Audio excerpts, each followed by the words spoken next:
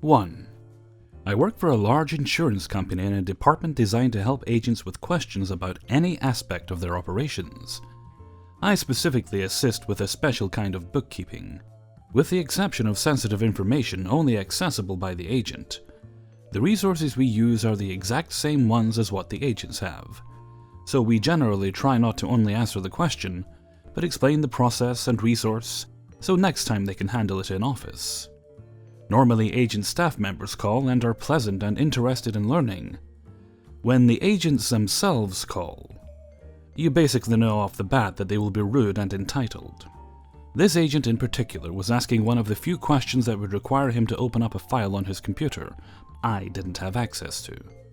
Not a difficult process, literally just open a commonly accessed file and read a number to me. If you'll go ahead and access your final deposit and take a look at the "Hey, I'm not interested in hearing this. Just tell me the answer." Sir, the only way for me to get the answer is if you'll... My time is worth more than this. That's why I called you to do it. Yes, but... Just tell me the answer.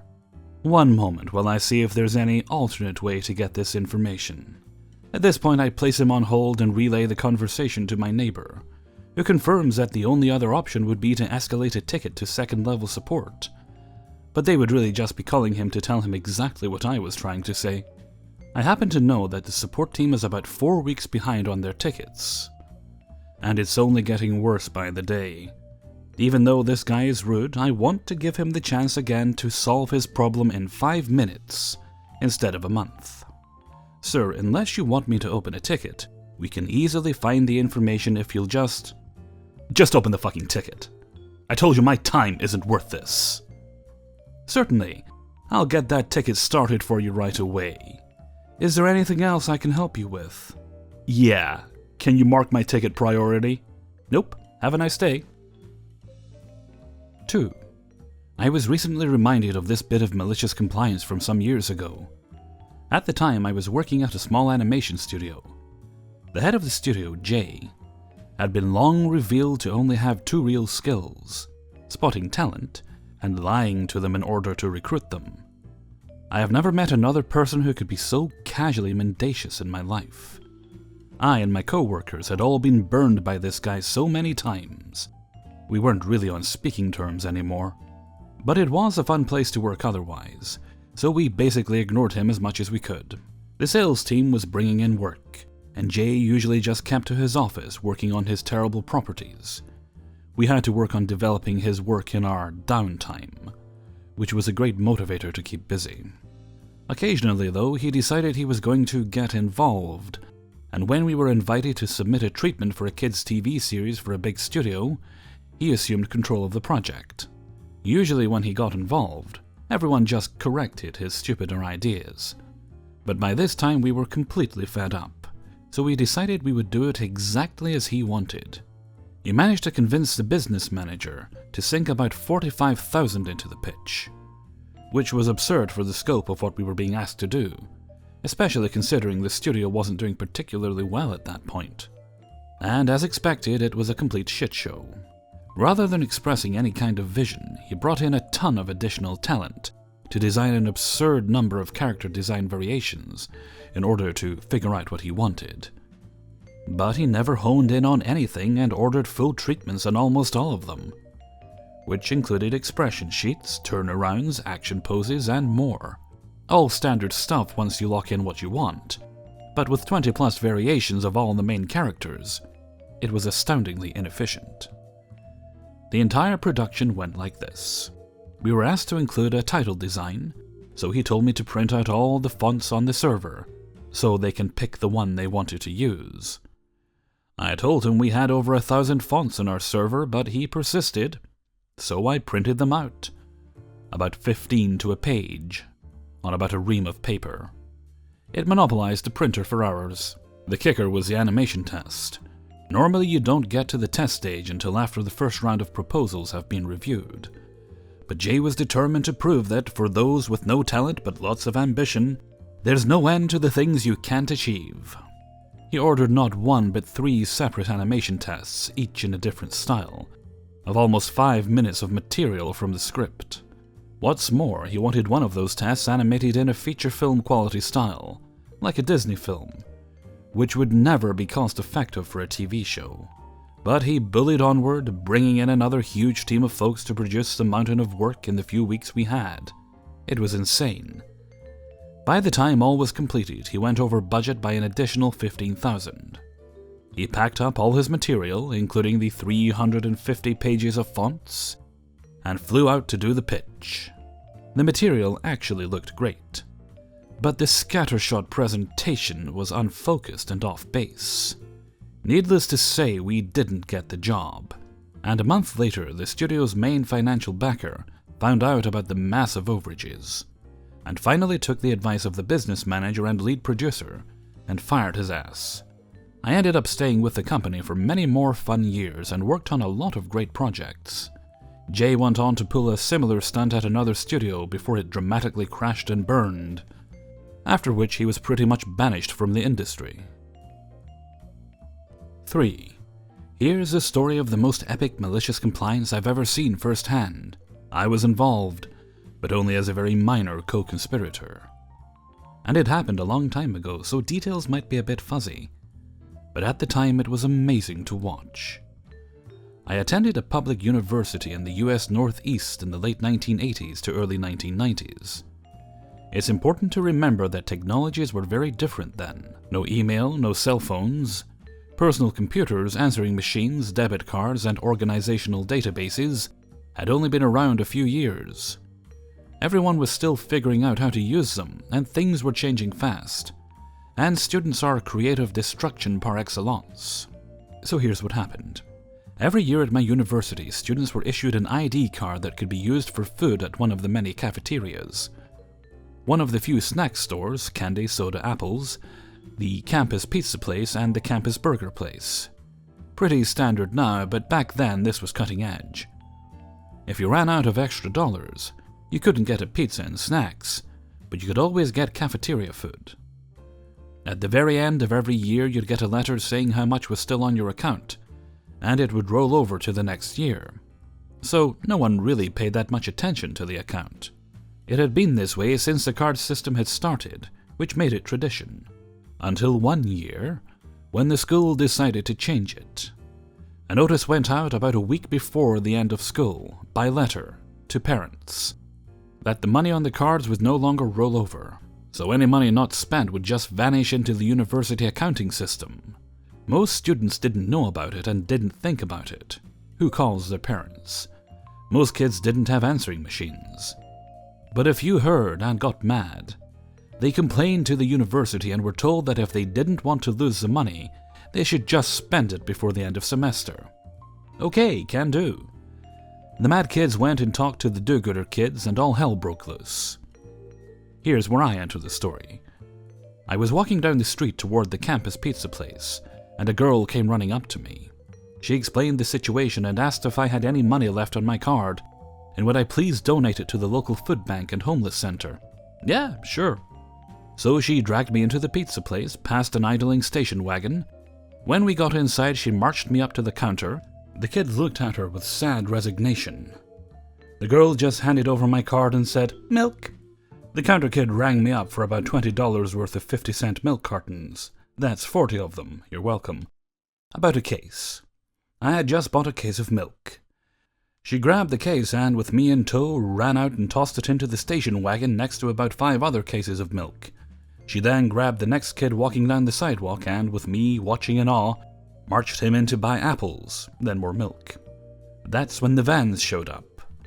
30 kids marched in waving their cards and bought pizza, all of them about 40 pizzas, which were on their way to the homeless shelter. Kids were being grabbed off the street, out of dorms, out of classes, hundreds of kids, possibly thousands, who knows? I was just in one corner of a very big campus, but it was going on everywhere. The cafeterias weren't spared.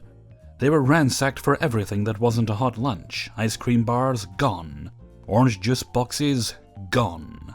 By the end of a 2-day period, the students had laid waste to the entire university's on-hand supply of just about everything edible, and had filled the coolers of a dozen local area food pantries, had fed pizza to 3 towns worth of homeless shelters, and created an epic nuisance of themselves. It was glorious. The school never backed down. The next year was the same deal. If you don't spend it, you lose it. But by then all the students knew the drill and made sure to use up their card funds well in advance. 4. So I used to work as a games attendant at Six Flags in Jackson, New Jersey. Unlike most establishments, I had no ill will towards most of my peers and supervisors, but lots of bottled-up contempt for the higher-ups. They had so many rules and regulations that were tedious, and only there because they felt it necessary. One of the big ones they harped on people for were grooming and uniform guidelines. Now, like the proper employee I was, I hit the ground and did as I was told like a loyal subordinate. I have a fairly deep well of patience, and I was only there for the summer, so why fuss about it? Flash forward several months into working when a flash flood rips through the country and drowning half the park. I had not prepared for the wet weather and suffered the consequences as every inch of me was soaked. Which wasn't a problem, except I was only halfway through a 12-hour shift, and a stiff breeze kicked up for the whole rest of the day. If there was ever a top 5 for closest I got to being hypothermic, that would have to be up there.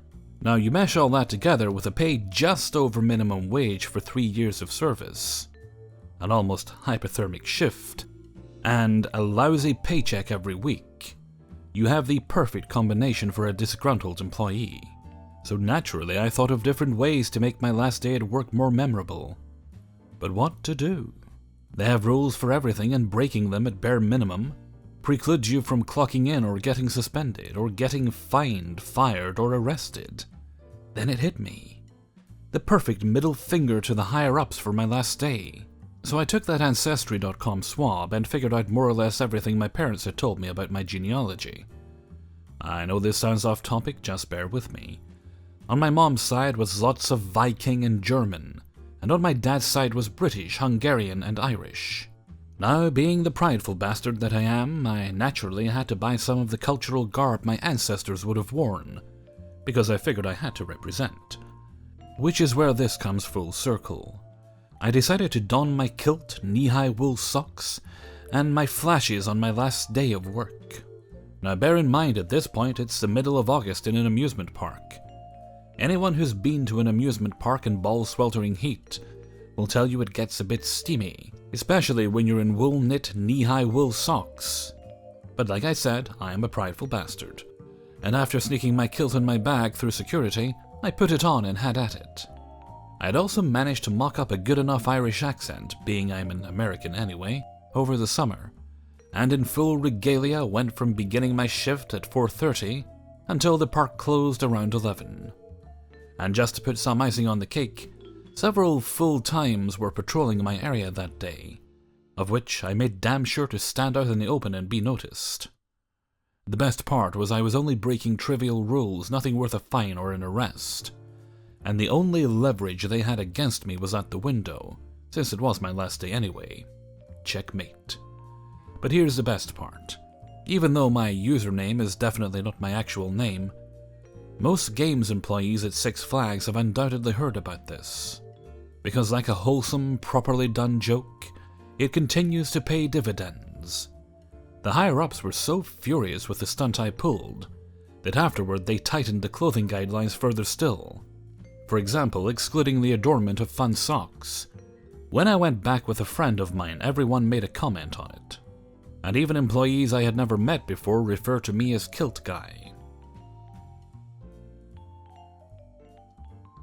5. Background. Way back in the day, I was working transient aircraft maintenance at an Air Force base. Our expediter's job was to drive a truck around and listen to the radio. He ferried parts and people to wherever the production superintendent, who decided priorities and released aircraft to the crew as safe for flight, said, and he also deconflicted lunch breaks and coordinated turnover with the next shift. The expediter was a newly promoted technical sergeant who had very little experience leading people. He was recently given the radio and the new duty title, and was extremely full of himself. Think Ron Burgundy saying he's kind of a big deal around here, only he's not joking. In fact, Let's refer to him as RB from now on. Setting. Our base was hosting an air show the next day, and everyone was getting things ready. On the grass at the edge of the flight line, the medical group had set up a giant canvas pavilion with folding tables and chairs as a relief station for dehydrated guests. The Pro Super had given RB a detailed program of how all the aircraft were to be positioned. By the end of the day, the parking area was going to be packed with aircraft. So it was like playing Tetris. Luckily, base operations has scheduled the large aircraft to show up first, so the path to their final destination was not cluttered by tiny aircraft. One of the first aircraft scheduled to land that day was a KC-10. On this model of aircraft, 2 of the 3 aircraft engines are fairly low to the ground. The diagram had the KC-10 facing the runway, with the ass end of the aircraft close to the grass, near where the tent was set up, to get the aircraft in the correct spot and orientation. The aircraft would have to head towards the grass, then make a sharp left turn until it turned 180 degrees to face the original direction. One other important point. The parking apron sloped down toward the grass. It is supposed to be a 3% grade or less, but I am pretty sure this particular spot was out of regulations. My buddy was the assigned head marshaller, HM, and I was a wing walker, a safety spotter to make sure the wing didn't run into anything other than air. Since the crew can't see their wings from their seats, they rely on the ground crew's marshalling signals on when to turn and stop. The crew, officers, are notorious for ignoring the maintainers on the ground, enlisted. Although it is stressful for them to trust the marshaller, novice or veteran, they have no choice but to follow the ground crew's commands. Luckily for everyone involved, there is a bright reflective yellow line painted on the parking apron for them to follow. With the stage set, it is time for the following conversation between RB and HM. So do you want me to stop the aircraft on the taxiway, and then we will tow the aircraft to the spot? Why would we waste time towing the aircraft when it can taxi to the spot? You do see that big tent there, right? So make sure they just idle to the spot. It's only going to blow over the tent if they power up the engines. You do realize it's uphill. It's not that uphill, just slow them down late in the turn, but before the engines are pointed at the tent. HM looks at the spot, looks back at RB, speechless. Don't slow them down too early, but make sure you exaggerate your motion so they know they are supposed to slow down. Just to confirm, you want me to not slow them down until they are partway through the run. But when I slow them down, make sure I am obvious. Roger. You're the boss. The aircraft is taxiing to the spot, and we finish up our FOD walk, a quick check to make sure no foreign objects are on the spot that might get sucked up into the $1,000,000 engines. And we take our places. Since the crew is not at their home base, they are already going slower than normal, and I am glad I had a ringside seat for the show. The crew starts their turn, and HM is waving his giant orange flashlights. As they get halfway through their turn and the engines are about to be pointed at the tent, HM quickly drops his arms into the appropriate slow down signal. The crew complies, and the aircraft slowly rolls to a stop due to the uphill grade. After a few seconds of no forward momentum, the crew gooses the throttles a bit to regain forward momentum. The canvas of the tent starts flapping, and a few of the folding chairs blow over. After a few more seconds, I hear the engines roar. Through double hearing protection, to a whole new level. It does take a bit of energy for a stationary aircraft weighing over 100,000 pounds to start moving uphill.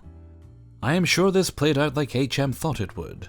The tent flapping gets so violent that it billows up and rips the 2-foot-long metal stakes out of the ground. The steel pipe holding up the tent gets launched as though by a medieval trebuchet, up over the 12-foot chain-link fence separating the flight line from our parking lot. The pole lands on the hood of a car, a brand new car not even 2 weeks old, dents the crap out of it, and then falls over onto the front edge roof of the car, breaking the windshield. I would like to say that karma was served and that the car that was damaged belonged to RB. Unfortunately, it belonged to a good friend instead. It took 4 weeks to get the money, but eventually the legal office approved the claim and the government paid for his repairs, thank you taxpayers, caused by the government property. I also want to point out that the crew was obeying the signal to slow down. The signal is for the ground speed of the aircraft, and not tied in any way to the thrust the engine is putting out. At least I got to see the show instead of setting up for a tow. Thanks, RB. Hey. Oh, right. I don't know what the hell's with my brain right now. I've been trying to do this outro. I started off, hey everybody, Hellfreezer here, and thank you for listening to 3 True Scary Stories. No. Then it was 5 something. Then I remembered, no, it's Glitch's Ice Cream. Glitch's Ice Cream? Revenge's Ice Cream. I think I left my marbles somewhere. I should probably go find them. So anyway, thank you very much for listening to Revenge's Ice Cream number 13. And thank you very much to everybody who allowed me to use their stories in this video. There we go, got there eventually. Well done, patting myself on the back. Okay, can I just say, was it story number 3, I believe it was? The one about the university? And then the meal accounts? Seems to me, now do correct me if I'm wrong, but if you're paying money into an account, or your parents, same thing, paying money into an account for a specific purpose of feeding you, then isn't that your money? I mean, that'd be like the bank calling me up and saying, oh, hello there, Mr. Hellfreezer. Don't know why they'd be calling me that, but hello, Mr. Hellfreezer. We couldn't help but notice you haven't spent all the money in your account, so that means the bank manager, if you haven't spent it by next week, the bank manager is going to take that money and use it to buy cookies and puppies. I'd be sympathetic, of course, because those things are both very good, but at the same time, it's my money, and they should use their own money if they want that. Also, my mouth was saying cookies and puppies, my brain was thinking something else entirely. Okay, so with that, I'm going to head off for now. So until next time, thank you very much for listening, and take very good care of yourselves.